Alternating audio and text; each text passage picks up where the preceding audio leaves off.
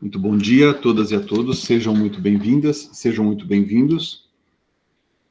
Vamos prosseguir aqui nesses encontros introdutórios, né, discutindo alguns conceitos fundamentais de execução. E alguns de vocês enviaram mensagem para mim perguntando do livro, né? Alguns de vocês já têm o curso de Direito Processual Civil que eu escrevi. Essa aqui é a edição mais recente que acabou de sair, né? Edição de 2021, tá? E aqui nessa edição, a matéria é tratada no capítulo 6º, tá bom? Vocês vão ver que tem a parte de cumprimento de sentença, que está ali no capítulo 5. Mas como a gente queria seguir a ordem do código, a gente colocou no capítulo 6º o processo de execução, que é dedicado principalmente à execução fundada em título extrajudicial, mas cujas regras se aplicam também ao cumprimento de sentença, que na verdade é a execução de sentença. Né? Cumprimento de sentença e liquidação de sentença, a gente trata dessa matéria no capítulo 5º. A gente vai ter aproximadamente aí umas 30 aulas para conversar sobre execução, né? Mas eu peço a vocês, então aqui, ó, capítulo 5, cumprimento de sentença, né? E daí lá na frente o capítulo 6º, processo de execução. Mas a gente vai conversar bastante sobre essa matéria, mas eu peço a vocês que que não deixem de fazer as suas leituras. Eu estou falando aqui do meu livro porque o pessoal perguntou, mas não deixem de estudar a matéria, daí o capítulo 6º, processo de execução, tá bom? Mas não deixem de estudar a matéria, qualquer que seja o autor que vocês estejam usando, né? Tem muitas outras obras que a gente já mencionou, e se vocês tiverem alguma outra dúvida, podem ir perguntando para mim, tá bom? Vamos prosseguir, então, pessoal, de onde nós paramos. Eu quero retomar alguns pontos que já foram por nós objeto de... Já foi um dos objetos de nossa atenção no encontro passado, mas eu tenho a impressão de que se faz necessário a gente repisar alguns conceitos fundamentais relacionados àquela classificação das ações. Então, eu preparei um roteirinho aqui, que eu vou transmitir aqui com vocês, que tem a ver com essa matéria, tá bom? Veja, nós estamos ainda falando aqui da teoria geral da execução, certo? Como nós fizemos quando estudamos recursos e outros meios de impugnação das decisões judiciais, a gente trabalha de uma maneira bastante forte os conceitos fundamentais que vocês vão aplicar em relação a todos os procedimentos, né? Daí eu pelo menos entendo que, uma vez sendo bem compreendidos esses conceitos básicos, né, a gente tem condições de estudar a matéria de uma maneira mais apropriada depois, né? Ou seja, a gente não tem que estudar apenas com base no texto legal, do jeito que ele está posto, porque o texto legal muda. Os códigos mudam, né? Então, não sei se vocês viram, na semana passada foi sancionada a nova lei de licitações. E o pessoal estava em pânico, né? O pessoal que já estudou licitações em direito administrativo falou assim, poxa, vou ter que estudar tudo de novo. É verdade. No mínimo, você vai ter que rever o que você já estudou, para ver se aquilo que você estudou está valendo ainda, né? Agora, se você tem uma boa base em relação a conceitos fundamentais, em relação aos princípios, em relação a como as coisas, a estrutura funciona, a mudança legislativa não vai te atrapalhar muito, né? Porque você já tem aqueles princípios bem solidificados ali. Então, por isso que a gente trabalha dessa maneira. Então, aqui hoje, nós prosseguimos com a teoria geral da execução, com o propósito de trabalhar com vocês, né, deixar bastante claros para vocês esses conceitos, esses princípios fundamentais, tá certo? Conceitos gerais. Eu vou dividir essa exposição em duas partes. Uma dedicada a alguns conceitos que eu considero bem básicos, tá certo? Cuja compreensão é imprescindível para que a gente possa estudar de maneira satisfatória a execução, tutela jurisdicional executiva, e também os princípios fundamentais do modelo que nós temos de execução entre nós. Eu tentarei falar tudo isso aqui hoje, nesses 40, 50 minutos de exposição que a gente grava aqui, antes de abrir para perguntas, né? Mas, se não der tempo, a gente prossegue com princípios na aula subsequente, vai também ficar disponível aí para vocês, tá bom? Então, primeiro, conceitos gerais. Vejam, quando nós falamos de execução, quando nós falamos de tutela jurisdicional executiva, nós não estamos nos restringindo apenas e tão somente ao processo de execução. Nós não estamos nos restringindo apenas e tão somente ao processo de execução, né? O Código de Processo Civil de 2015, ele tratou da matéria processo de execução, eu vou compartilhar aqui para vocês na tela, a partir do artigo 771. Então, você veja ali, olha, livro 2 do processo de execução, execução em geral. Então, um leitor desavisado poderia pensar, pessoal, que nós estaríamos estudando apenas essa matéria do livro 2 do Código de Processo Civil, a partir ali do artigo 771 até o artigo 925, né, do Código de Processo Civil, 771 a 925 do CPC. Mas, né, nós estamos estudando não apenas o processo de execução, e aqui, a partir do artigo 771, o Código de Processo Civil vai dar especial ênfase, especial destaque à execução fundada em título extrajudicial, né? Mas nós não temos apenas a execução fundada em título extrajudicial em nosso sistema, em nosso modelo. Nós temos também outras modalidades de ações executivas. Nós temos também, além do processo de execução fundado em título executivo extrajudicial, nós temos outras modalidades de ações executivas também. Vejam, no encontro anterior, eu comentei com vocês que eu indaguei a vocês, né, como estudantes, o que é que vocês tinham estudado, o que é que vocês tinham visto nos anos anteriores, terceiro ano, segundo ano da faculdade, estamos aqui no quarto ano da faculdade, né, acerca da classificação das ações, ou classificação dos processos. E eu comentei com vocês, então, que o Código de Processo Civil de 1973, ele se baseava, por assim dizer, ele se organizava, né, o código se organizava, com base numa classificação das ações que, naquela época, se compreendia como a melhor classificação, né, que dividia as ações em ações de conhecimento, ações de execução e ações cautelares.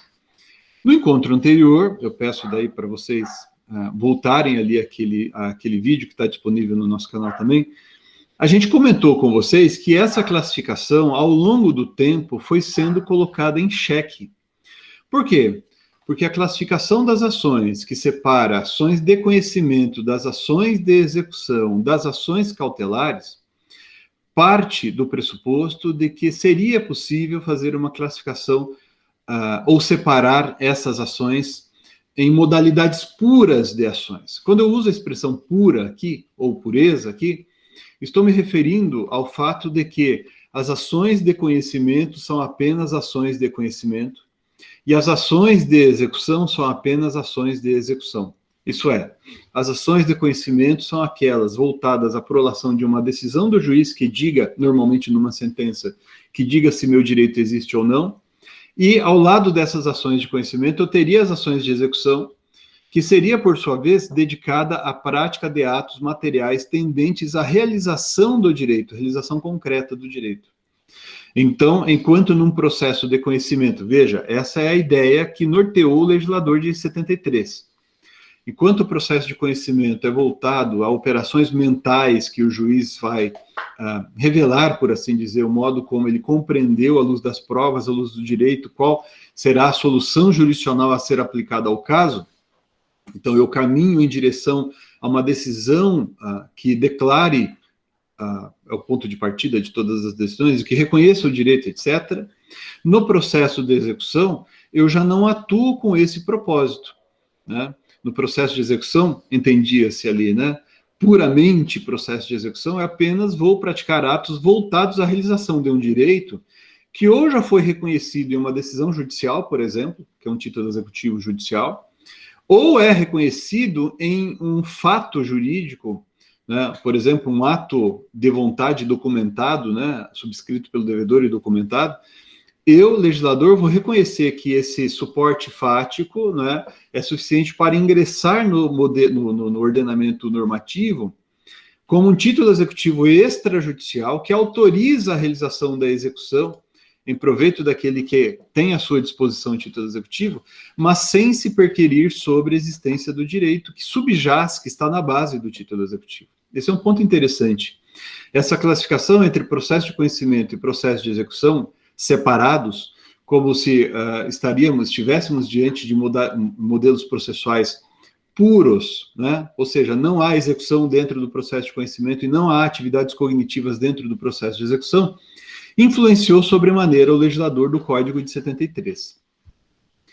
Né? Então, sob esse ponto de vista, eu até passei para vocês no encontro anterior, nós teríamos, né, as ações de conhecimento, as ações de execução e as ações cautelares. As ações de execução seriam execuções de títulos judiciais e execuções de títulos extrajudiciais. E as ações de conhecimento, por sua vez, seriam ações de conhecimento declaratórias, ações de conhecimento constitutivas e ações de conhecimento condenatórias. Sendo que estas, as ações de conhecimento condenatórias, teriam por propósito fornecer ao credor destituído de título executivo, né, algo que servisse a ele para o ajuizamento de uma execução, ou seja, o título executivo judicial.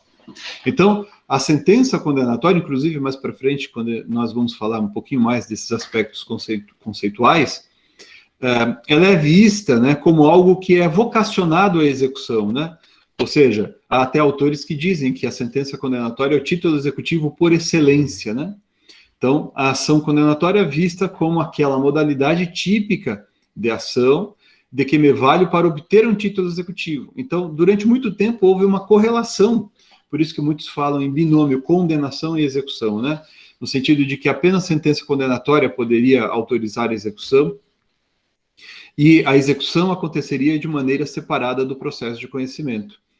É nesse contexto, se vocês consultarem livros de autores que escreveram sobre essa matéria no começo da vigência do Código de 73, é nesse contexto que praticamente todos os autores que tratam desse tema começam a falar dos princípios da execução a partir do princípio da autonomia. O princípio da autonomia no sentido de autonomia entre cognição e execução.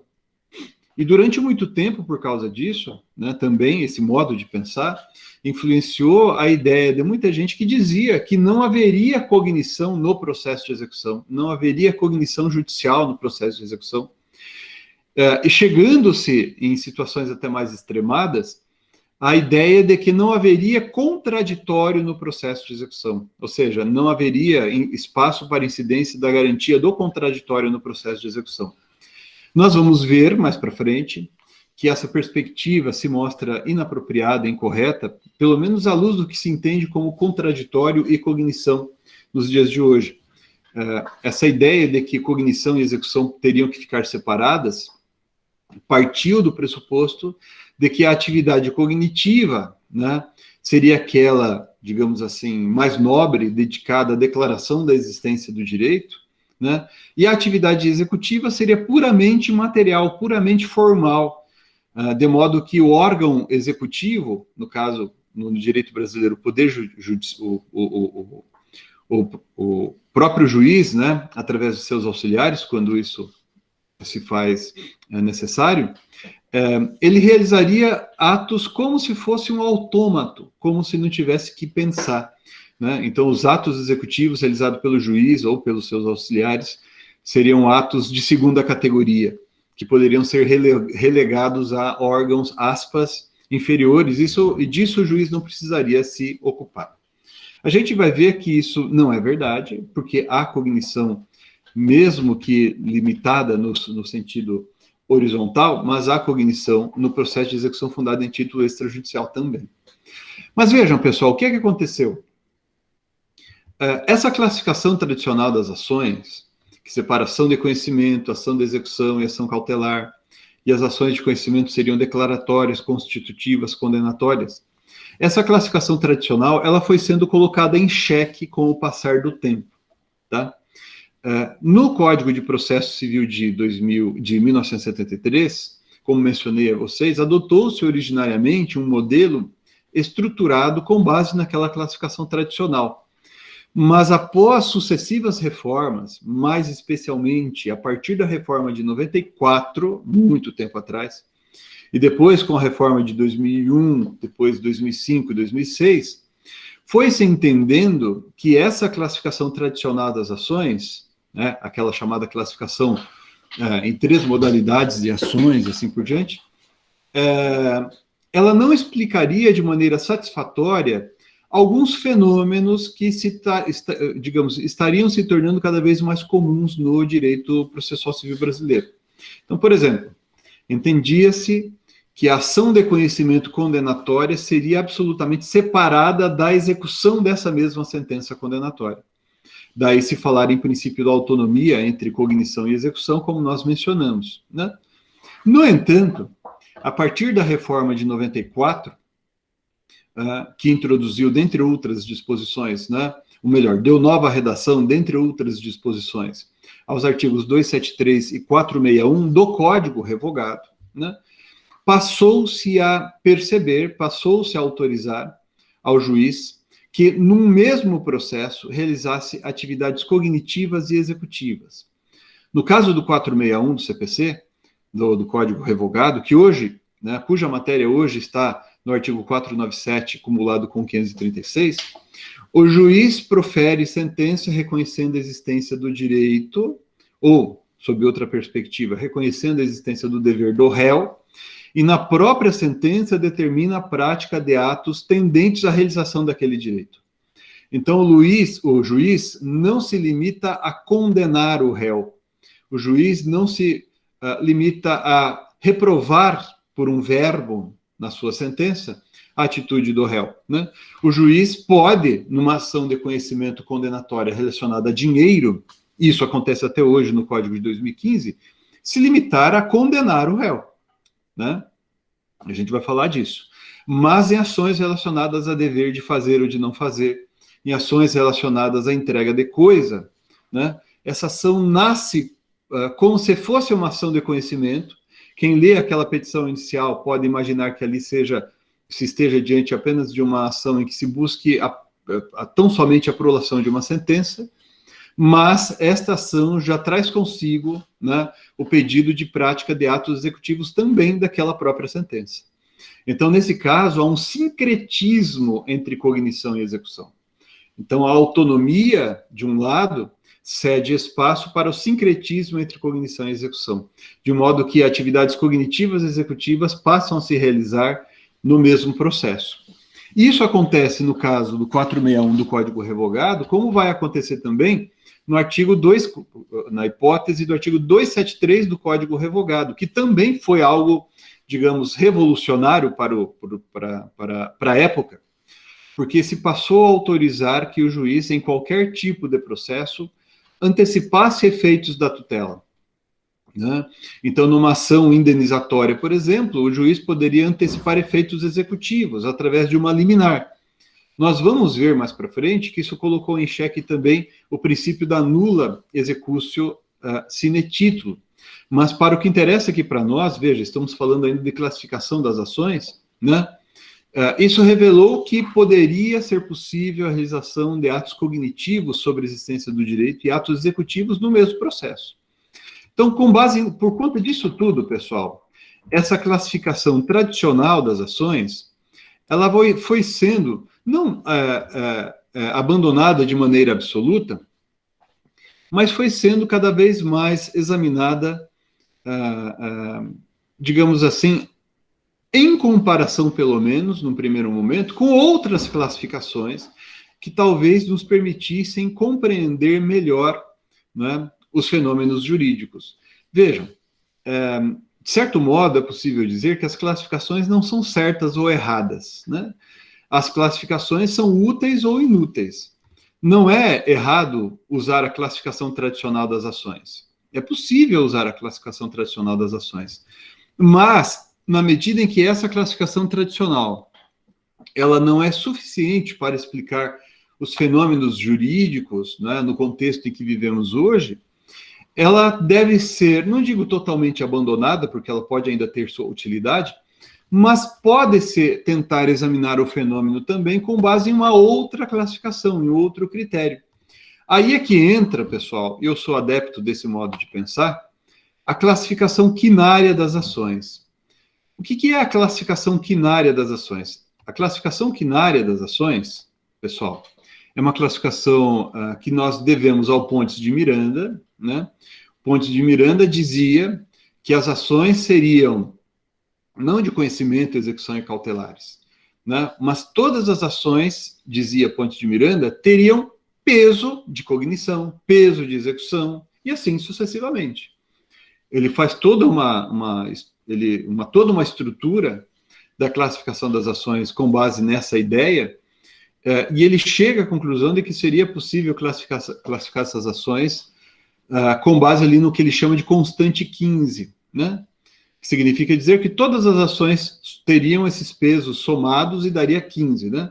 Mas aí o Pontes de Miranda diz o seguinte: haveria ação declaratória, ação constitutiva, ação condenatória, haveria ainda ação mandamental, e a ação mandamental é assim considerada, é assim chamada na concepção dele, Pontes de Miranda, né, que é a ação em que há uma ordem jurisdicional, uma ordem do órgão jurisdicional, né? E haveria, prossegue ainda Pontes de Miranda, as ações executivas lato sensu. Ações executivas lato sensu, né? Vejam, percebam vocês que o Pontes de Miranda, nesse caso, ele não fala em ação de conhecimento, ação de execução e ação cautelar. Ele usa o termo, né? Ele faz referência, ele reconhece a existência dessas modalidades de processo, mas ele diz o seguinte: olha, a ação vai ser considerada declaratória porque ela vai ter o peso máximo de declaratoriedade a despeito de ter os outros efeitos e assim por diante, né? Vai ter peso 5 de condenatória porque aquilo que prepondera é a condenatoriedade e assim por diante. Interessante notar que ele chama a atenção para a existência de outras duas ações que ele coloca dentro dessa classificação, que são as ações mandamental, que é a ação em que há uma ordem judicial. A gente vai falar um pouco desse conceito, né, daqui a pouquinho. E há também as ações executivas lato sensu, que eu coloquei aqui para vocês.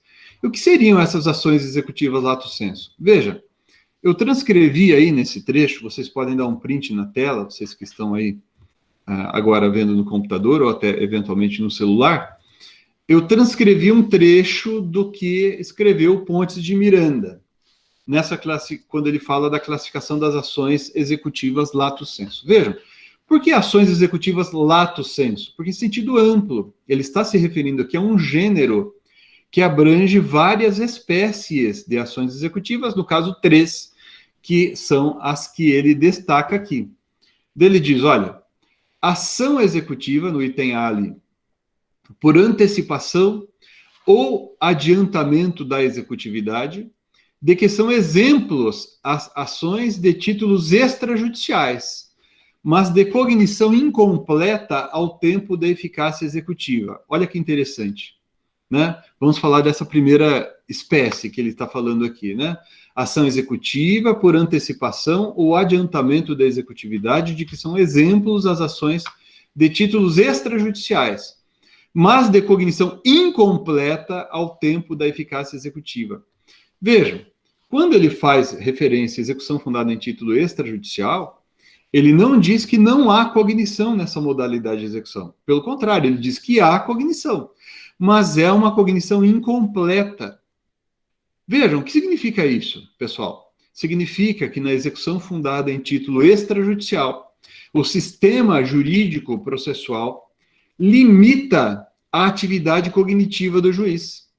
Na execução fundada em título extrajudicial, né, por conta desse princípio da nulla executio sine titulo, o título executivo carrega consigo a força necessária e suficiente para a execução, de modo que o juiz não vai precisar perquirir sobre a efetiva existência do débito, né, para daí autorizar a execução. Vejam, pessoal, nós não podemos confundir o título executivo com o débito.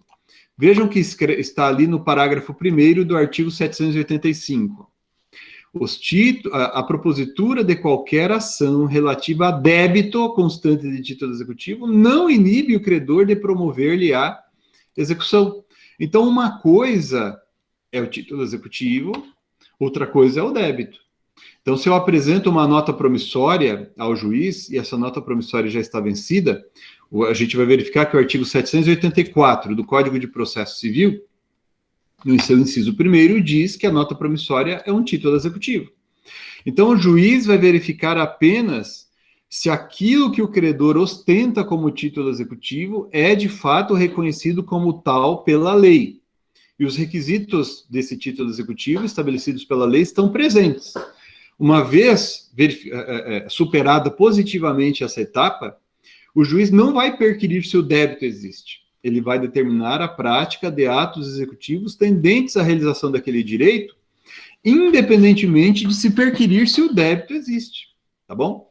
Claro que isso também é uma atividade cognitiva, ok? Então, o juiz vai verificar se há título executivo, se os requisitos da obrigação, né, no caso, a obrigação certa, líquida, exigível, encontram-se ali presentes, né? E o juiz também vai controlar a validade e a adequação dos atos executivos. Então, no caso da execução por quantia certa contra devedor solvente, né, eu vou permitir, por exemplo, a penhora de bens. Quais bens vão ser penhorados? Primeiro, a gente vai verificar se a penhora daquele bem é válida ou não. Por exemplo, eu posso penhorar esse imóvel em que reside o devedor com sua família? Eu posso penhorar esse imóvel em que o devedor reside sozinho? Isso é abrangido pelo conceito de bem de família ou não, né? E além disso, a gente vai verificar a adequação dessa penhora. Estamos falando aqui de um dos atos executivos, né? No caso da execução por quantia certa contra devedor solvente. O que significa adequação? Às vezes o problema não é de validade. Às vezes o problema diz respeito a saber qual dos bens, dentro de um rol grande de bens, qual dos bens eu vou poder penhorar. Então, um imóvel rural ou um apartamento, né? O credor quer penhorar o apartamento, o devedor oferece a penhora ao imóvel rural, né? O Código de Processo Civil, nós veremos, ele apresenta uma ordem dos bens que podem ser penhorados, mas essa ordem não é absoluta, né? Salvo em algumas situações que nós vamos falar ali também. Então, é errado, pessoal, falar, como às vezes a gente ouve por aí, né? É errado falar que não haveria cognição na execução fundada em título extrajudicial. Há sim cognição na execução fundada em título extrajudicial, mas não é uma cognição voltada à verificação da existência do débito, tá certo? É uma cognição voltada à prática dos atos executivos tendentes à realização daquele direito. Isso não significa que o juiz não vai controlar, né, seja de ofício, seja mediante provocação. O juiz não significa que o juiz não vá controlar os requisitos da execução dentro do próprio processo de execução, né? Então vejam, o artigo 803 trata dos casos de nulidade da execução e diz o parágrafo único desse artigo que a nulidade aqui referida será pronunciada pelo juiz de ofício ou a requerimento da parte, independentemente de embargos à execução. Olha que interessante, pessoal. É a primeira vez que a gente fala na aula de hoje dos embargos à execução. O que são os embargos à execução? Vejam, eu acabei de dizer a vocês que a gente não pode discutir o débito, não pode confundir, melhor dizendo, o débito, a relação obrigacional, que é a base da formação do título executivo, não podemos confundir isso com o próprio título executivo. Com o propósito de realizar alguns créditos de maneira mais rápida, mais célere, o legislador reconhece que alguns documentos, alguns fatos da vida, sociais, econômicos, podem configurar título executivo. No caso dos títulos executivos extrajudiciais, né, o Código de Processo Civil de 2015 trata dessa matéria ali no artigo 784, tá certo? Então, aqueles são títulos que por uma série de razões, justas ou injustas, não importa aqui neste momento agora, mas o legislador reconhece que aqueles direitos ali mencionados merecem uma tutela mais expedita, mais célere, e, portanto, atribui àqueles fatos a eficácia de título executivo. Então, se você tem algum direito que está documentado, que está formalizado, que está instrumentalizado por um dos títulos executivos extrajudiciais, você tem acesso de imediato à tutela executiva, sem precisar provar que existe débito de verdade, né? Ou seja, basta o título executivo, tá certo?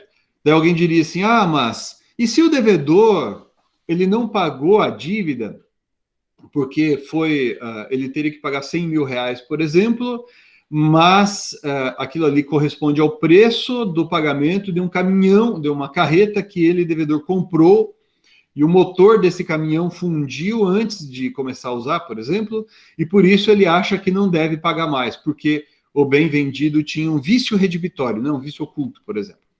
Ele não pode alegar isso dentro do processo de execução. Se ele, executado, quiser alegar isso, ele, devedor, quiser alegar que não paga ou não deve ser compelido a pagar aquela dívida, né, em razão do vício redibitório, o que deve ele, devedor, fazer? Vejam, a gente acabou de ler aqui para vocês o 784, parágrafo 1º. E o 784, parágrafo 1º diz, eu não vou colocar na tela, mas eu vou ler aqui de novo, que a propositura de qualquer ação relacionada ao débito, relativa a débito constante de título executivo, não inibe o credor de promover-lhe a execução. Então, eu, devedor, para evitar, né, o pagamento daquele débito, eu posso ajuizar uma ação redibitória, por exemplo, né? Uma ação com o propósito de desfazer o contrato porque a coisa padece de vício redibitório, ou uma ação para abatimento do preço, não importa, mas eu posso mover uma ação de conhecimento para discutir isso. Agora, notem, eu posso ter movido uma ação de conhecimento antes? Posso, mas eu posso, por qualquer motivo, pessoal, acabar tendo oportunidade de ajuizar essa ação de conhecimento para discutir o débito, quando o processo de execução já está em curso. Nesse caso, pessoal, o legislador cria um procedimento especial, um procedimento típico, para que o executado veicule a ação de conhecimento que ele, executado, tenha a mover contra o exequente. Claro que, ao autorizar que o executado se opõe à execução através dos embargos, né, dos embargos à execução, certo? Poderá o executado alegar outras matérias, além das matérias relacionadas ao próprio débito, né, que estão aqui no artigo 917, caput, inciso 6º. Mas ele pode alegar também, por exemplo, penhora incorreta ou avaliação errônea, né? Penhora incorreta do bem, avaliação errônea do bem penhorado e etc., dentre outras matérias. Mas o fato, pessoal, que eu estou querendo mostrar a vocês aqui é o seguinte, que na execução fundada em título executivo extrajudicial, em que, usando-se, se a gente pudesse valer aqui da expressão do Pontes de Miranda, a cognição é incompleta, significa dizer que a cognição no processo de execução fundada em título extrajudicial é voltada a cognição apenas à verificação da presença do título executivo, da existência de obrigação líquida, certa e exigível dentro do título executivo e da validade e adequação dos atos executivos. Se o executado quiser discutir a dívida, ele, executado, deverá ajuizar embargos à execução, tá? Isso não significa, repito, que não haja cognição dentro do processo de execução. Assim, então a própria... vejam, o parágrafo 1º do artigo 917, né, deixa claro que a incorreção da penhora, por exemplo, vai ser alegada pelo executado nos próprios autos. O que isso revela? Que há cognição dentro do processo de execução. O que não há é cognição sobre o débito necessariamente. Ao menos como regra, o débito é a matéria dos embargos à execução ou de outra ação de conhecimento que já possa ter sido movida pelo devedor contra o credor ou venha a ser movida posteriormente pelo devedor, pelo credor. Vejam só, vamos prosseguir aqui na classificação do Pontes de Miranda. Além da execução fundada em título executivo extrajudicial, o Pontes de Miranda se refere à ainda há duas outras modalidades de demandas executivas, de ações executivas. Veja aqui, no item B ele diz, isso aqui é a transcrição, entre aspas, do que escreveu Pontes de Miranda. Ação executiva sem antecipação ou adiantamento da executividade, de modo que a sentença final é a executiva. Então, notem, é uma ação em que eu verifico a existência do direito, a fim de que o juiz, ao proferir uma decisão dizendo que o direito existe, já execute aquela sua própria sentença.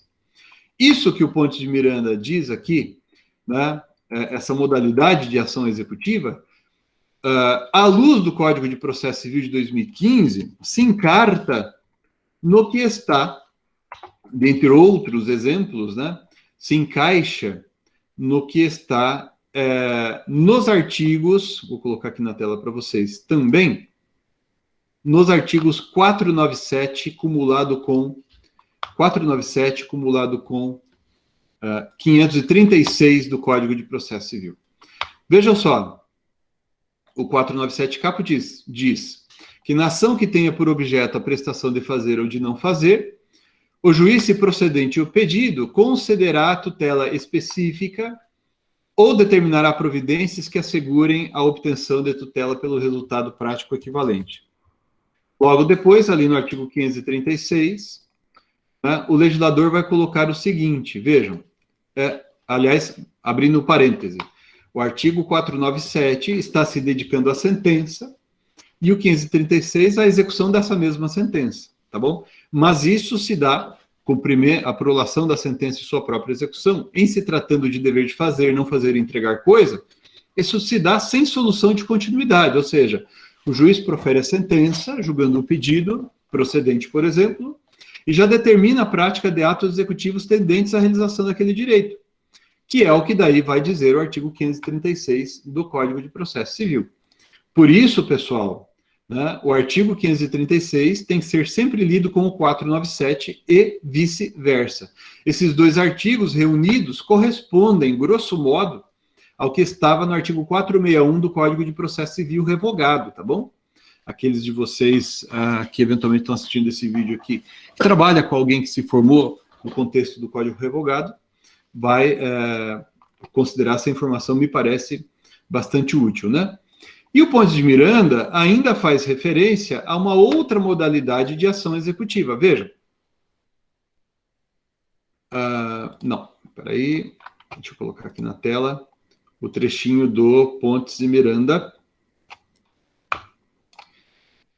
Próximo, isso. O item C aqui da doutrina do Pontes de Miranda. Ação executiva de sentença, execução de sentenças, que são títulos para se iniciar a execução. Olha só que interessante. Eu já não estou falando aqui de uma ação em que a sentença é executiva e em que, portanto, o juiz vai fazer uma execução automática daquela sentença. Eu estou me referindo aqui a uma ação que a execução é uma demanda para a execução de uma sentença. Essas sentenças vão ser títulos para se iniciar a execução, né? Essa execução, que vai suceder na sequência, se dá sem a elaboração de cognição completa, ainda usando essa expressão do Pontes de Miranda, né? Porque a sentença exequenda deixou atrás aquela elaboração e tende a explorar a cognição completa que traz em si. Então, aqui o Pontes de Miranda está se referindo, pessoal, à possibilidade de haver uma demanda de execução, uma ação de execução da sentença, né? É diferente, portanto, daquela hipótese que a gente mencionou, falando ali do artigo 536 do Código de Processo Civil, né? Acumulado com o artigo 497. Então, vejam, por exemplo, o que se dá na hipótese referida no artigo 513, parágrafo 1º. Deixa eu colocar aqui para vocês na tela. Isso é uma coisa importante, viu, pessoal? Não é incomum nós vermos na nossa doutrina o pessoal dizendo, né, que cumprimento de sentença, qualquer que seja ele, né, seja para pagar quantia em dinheiro, seja para o cumprimento de fazer e de não fazer, seriam todos iguais. Isso, com todo respeito a quem pensa dessa maneira, é um equívoco, data vênia, né? Na verdade, vejam, embora o Código discipline o cumprimento de sentença, ali no título 2, né, a partir do artigo 513, e nós vamos estudar isso, quando o Código fala do cumprimento de sentença que reconhece o dever de pagar quantia, parêntese aqui, pessoal, sempre que o Código fala em dever de pagar quantia, ele está se referindo a dever de pagar quantia em dinheiro, ok? Então, sempre se trata de dever de pagar quantia em dinheiro, né? Não é quantia de coisas, é quantia em dinheiro. Mas, enfim, vejam ali, o parágrafo 1º diz que o cumprimento da sentença que reconhece o dever de pagar quantia, provisório ou definitivo, far-se-á a requerimento do exequente. Quando eu trabalhei no anteprojeto, que deu origem ao Código de Processo Civil de 2015, eu discordei dessa orientação, dessa linha. O nosso propósito inicial era fazer com que a execução se realizasse de ofício, né, uma vez proferida a sentença, também em se tratando de dever de pagar quantia em dinheiro, mas prevaleceu a orientação, pessoal, de estabelecer que a demanda de execução, em se tratando de quantia em dinheiro, deveria ser autônoma em relação à ação que deu origem ao título executivo, que vai ser objeto da execução. Percebam que o Código condiciona a execução da sentença que condena ao pagamento de dinheiro a requerimento do exequente, e faz isso em 2 vezes, pelo menos. Faz isso aqui no artigo 513 e faz lá de novo, na sequência, no artigo 523. Diz ali, ó, que no caso de condenação em quantia certa, ou já fixada em liquidação, e etc., né, o cumprimento da sentença far-se-á a requerimento do exequente. Né? O cumprimento da sentença far-se-á a requerimento do exequente.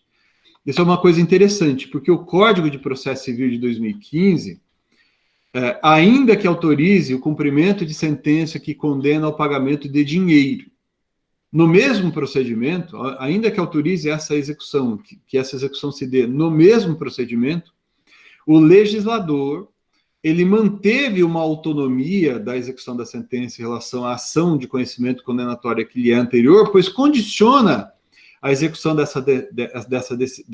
desse título executivo a uma nova demanda do credor. Veja, e não é apenas essa diferença, há outras diferenças, né? Em se tratando de dever de pagar quantia em dinheiro, pessoal, o legislador, ele estabeleceu uma medida coercitiva, legal, típica. Vejam ali o que diz o artigo 523, parágrafo 1º. Que não ocorrendo o pagamento voluntário no prazo do caput, o débito será acrescido de multa de 10%. Né? Então, a multa, essa multa aqui, não é uma multa judicial, é uma multa legal. É uma medida executiva, sem dúvida alguma, mas cuja incidência, né, se dá se o credor requerer a execução. O juiz não pode, de acordo com o Código de Processo Civil de 2015, determinar a execução de ofício da sentença que condena o pagamento de quantia em dinheiro. Então, o Código condiciona essa execução à nova demanda do credor, certo? E, além disso, o Código, em se tratando de dever de pagar quantia em dinheiro, ele limita as medidas executivas que podem ser empregadas pelo magistrado. Ele limita as medidas executivas que podem ser empregadas pelo magistrado. O artigo 513, aqui referido, quando ele se refere à multa, aqui, quando ele trata da multa, percebam que ele estabelece uma medida coercitiva legal, típica. A multa não é judicial. É diferente, por exemplo, do que acontece no caso ali do artigo 536, né, que trata de dever de fazer, de não fazer, mas isso se aplica também a dever de entregar coisa, cujo parágrafo 1º estabelece que o juiz poderá determinar, entre outras medidas, a imposição de multa, busca e apreensão, remoção de pessoas e coisas, né? Então, perceba que o rol de medidas executivas, aqui no artigo 536 do Código de Processo Civil, não segue nós falaremos disso melhor adiante, o princípio da tipicidade das medidas executivas, mas o princípio da atipicidade das medidas executivas. E com isso eu já vou para outra parte da nossa exposição, porque o tema, e aqui a gente já vai encaminhando para o encerramento, né, mais uns 5, 10 minutinhos só, o tema ganhou uma nova compreensão quando o Código de Processo Civil de 2015 trouxe consigo o inciso 4º do artigo 139. Vejam o que diz ali o artigo 139, inciso 4º, que o juiz dirigirá o processo conforme as disposições deste Código, incumbindo-lhe, da inciso 4º, determinar todas as medidas indutivas, coercitivas, mandamentais ou subrogatórias necessárias para assegurar o cumprimento de ordem judicial, inclusive nas ações que tenham por objeto prestação pecuniária. O artigo 139, inciso 4º, pessoal, portanto, ele trouxe consigo aquilo que boa parte da doutrina chama, eu escrevi isso na minha tese de doutorado em 2001, foi uma das teses, né, que eu defendi na minha tese de doutorado, que depois virou livro, esse livrinho aqui, ó, Execução Civil, essa aqui é a primeira edição. A edição mais recente está esgotada também, acho que é de 2019, e daí ali a gente defendeu, aqui, ali a gente defendeu, né, que surgia entre nós, daí então, ao lado do princípio da tipicidade, também o princípio da atipicidade das medidas executivas. Interessante, vejam, o que significa o princípio da tipicidade das medidas executivas? Significa que as medidas executivas são previstas taxativamente pelo legislador. E o que significa o princípio da atipicidade das medidas executivas? Significa que, seja a medida executiva, seja o modo de realização da medida executiva, né, vão ser determinados pelo juiz caso a caso. Quando eu escrevi aquela tese, em 2001, preponderava entre nós o princípio da tipicidade das medidas executivas. Mas eu defendia, naquela época, e isso acabou se concretizando, que o princípio da tipicidade, gradativamente, seria substituído pelo princípio da atipicidade. Isso veio forte com as reformas, inclusive a reforma de 2005, né?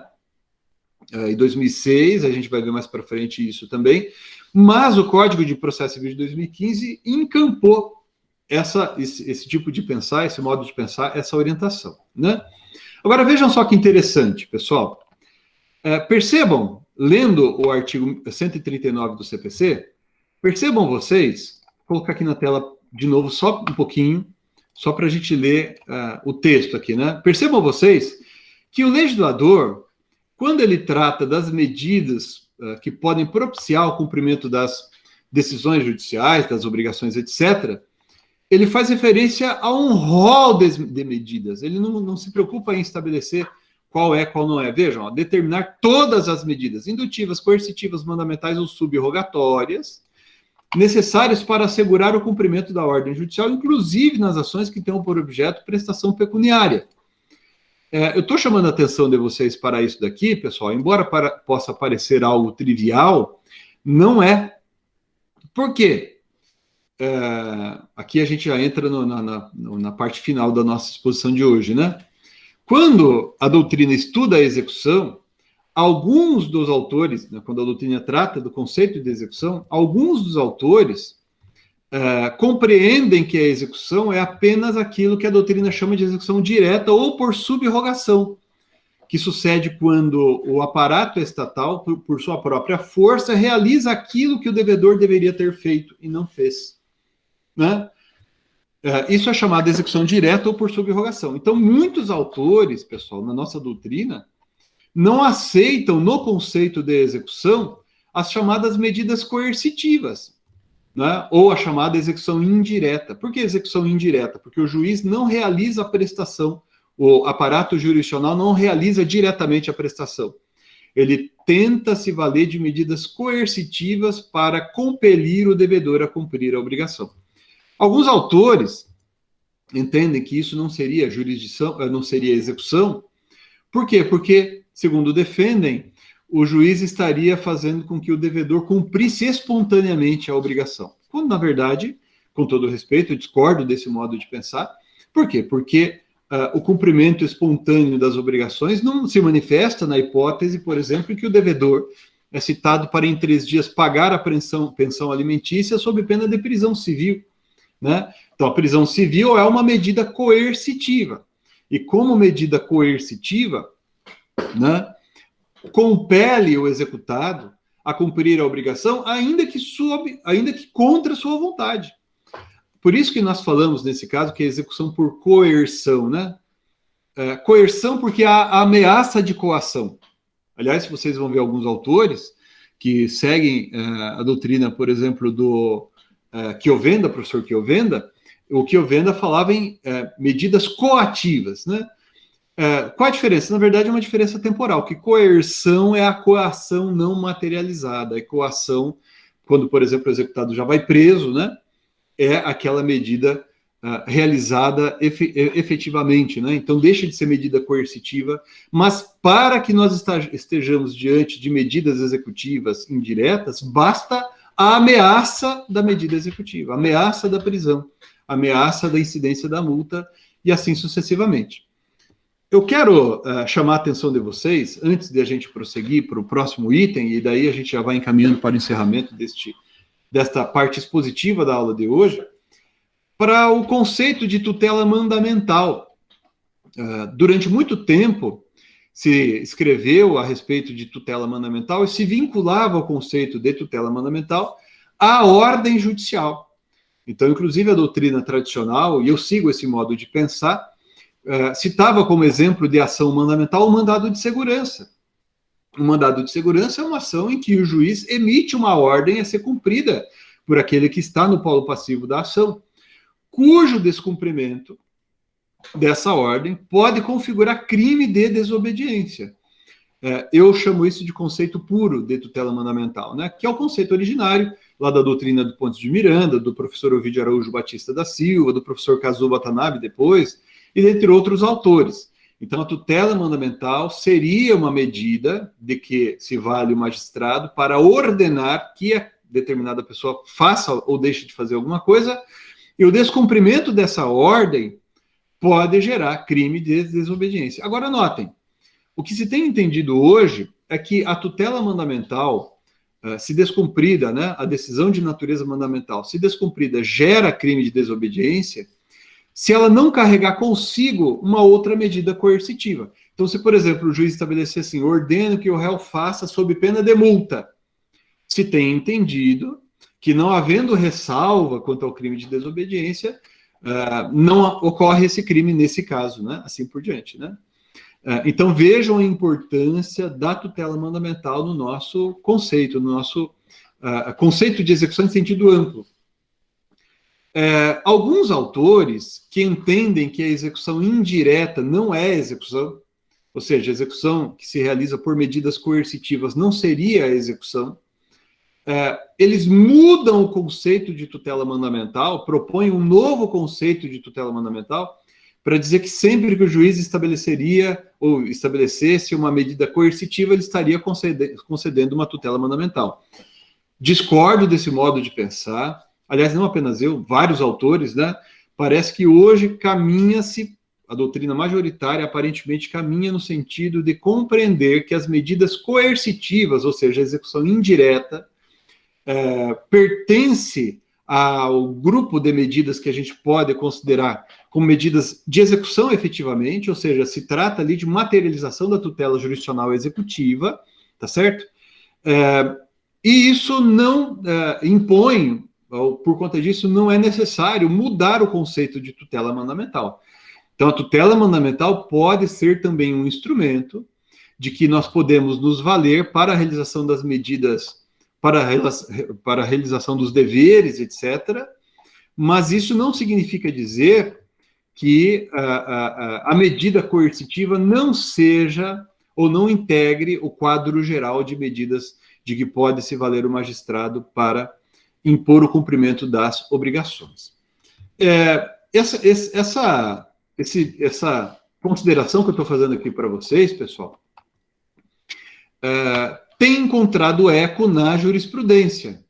Eu trouxe aqui para vocês um julgado, poderia estar trazendo outros, né?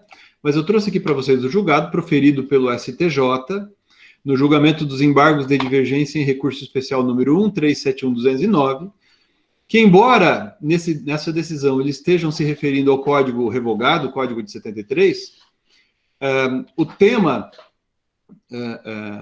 essa orientação se é útil também para que nós possamos compreender a matéria à luz do Código de 2015. Aqui eles falam, né, os magistrados do STJ falam da diferença entre a execução da decisão relacionada à prestação de fazer e de não fazer e a execução para o pagamento de quantia em dinheiro. E falam daquilo que mencionei há pouco, quanto à diferença das medidas executivas, e olha só que interessante o que está aqui no item 3, né?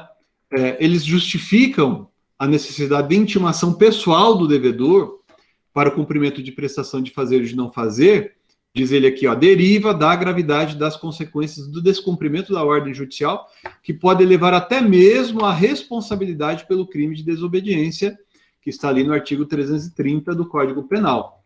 E vejam, embora, como eu disse, né, e daí ele prossegue, só para finalizar esse ponto, né? Portanto, o devedor de obrigação de fazer não fazer, de entrega de coisa, quando tem contra si ordem para o cumprimento de decisão judicial, deve ser intimado pessoalmente, em razão das múltiplas e graves consequências de seu eventual desatendimento ao mandamento jurisdicional.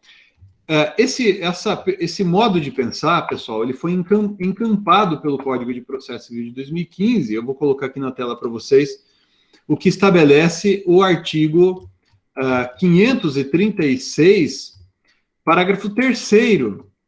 Vejam ali. Artigo 536, parágrafo 3º, ele vai dizer que o executado incidirá nas penas de litigância de má-fé quando injustificadamente descumprir a ordem judicial, sem prejuízo de sua responsabilização por crime de desobediência, né? Artigo 536, parágrafo 3º. Então, percebam, pessoal, como é amplo o rol de medidas executivas de que se pode valer o magistrado para realizar ou para compelir o executado ao cumprimento das suas obrigações. Então, quando nós falamos em execução aqui no nosso curso, isso abrange não apenas a execução por subrogação, mas também a execução por coerção. Isso é interessante, sabe?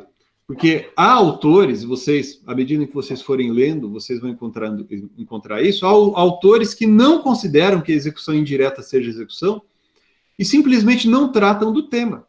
Mas vejam, a partir do momento que nós admitimos que a execução por coerção integra o conceito de tutela jurisdicional executiva, a gente chega à conclusão também, né, de que se trata, sim, de algo que tem que ser por nós estudado. E me parece que o artigo 139, inciso 4º, ele fez referência a todas essas medidas, né, porque elas têm um escopo comum, elas têm uma finalidade comum, porque ao menos funcionalmente, né, elas existem para realizar a prestação jurisdicional, realizar fazer com que seja cumprida a obrigação contida no título executivo e assim sucessivamente, né? Tem um trechinho que está, aqueles de vocês que têm o livro, o meu curso de Direito Processual Civil, né? Podem consultar. Tem um trechinho que eu quero colocar aqui na tela para vocês, né? Em que a gente fala exatamente sobre isso. Alguns autores, isso aqui está nas páginas 1007 e 1008 do curso de Direito Processual Civil, né? Então, para parte da doutrina, somente haveria execução forçada propriamente dita quando manifestada por meio de subrogação. E por isso as medidas coercitivas não poderiam ser consideradas meios executivos, né? Daí eu cito aqui doutrina nesse sentido, vários autores. E mais adiante, porém, eu discordo desse modo de pensar, porque rigorosamente o executado não age voluntariamente, né? Ele é compelido ao cumprimento da obrigação, tá certo? E tem um trecho que eu coloco na nota de rodapé 56, pessoal, e eu gostaria de chamar a atenção de vocês, né? Eu escrevo, olha, que mesmo os meios coercitivos também devem ser considerados manifestação da tutela jurisdicional executiva na medida em que visam, ainda que imediatamente, a realização do direito do exequente. Pelo menos sob o prisma funcional, as medidas coercitivas devem ser consideradas executivas. E o Francesco Carnelucci, que eu transcrevo aqui na nota de rodapé, ele diz, olha, ele admite que as medidas coercitivas podem servir para a mesma finalidade que a execução, ou seja, em definitivo, obter a restauração da ordem jurídica violada, essa concepção, modernamente entende-se que a execução não se realiza apenas para restaurar a ordem violada, mas também para impedir que essa violação ocorra. E o outro autor italiano, que eu também transcrevo aqui, Sergio Chiaroni, né, sustenta haver entre as duas modalidades de medidas, né, fundamentais diferenças de estrutura, né, mas ele mesmo ressalva que as finalidades delas são comuns, né, o comum escopo, a finalidade, comum finalidade nas duas categorias de sanções, né? E, por derradeiro, o Montesano, outro autor italiano, também diz que negar a função executiva das medidas coercitivas do devedor, sobre o devedor, não significa que a atividade, né, não seja forçadamente executiva. Então, a gente segue esse modo de pensar, e por isso também que aqui na nossa disciplina nós vamos estudar todas essas modalidades de medidas coercitivas, tá certo? Eu vou interromper a gravação por aqui, daí a gente prossegue para dúvidas que eventualmente vocês tiverem, e no próximo encontro a gente prossegue também estudando princípios da execução, tá bom? Até breve.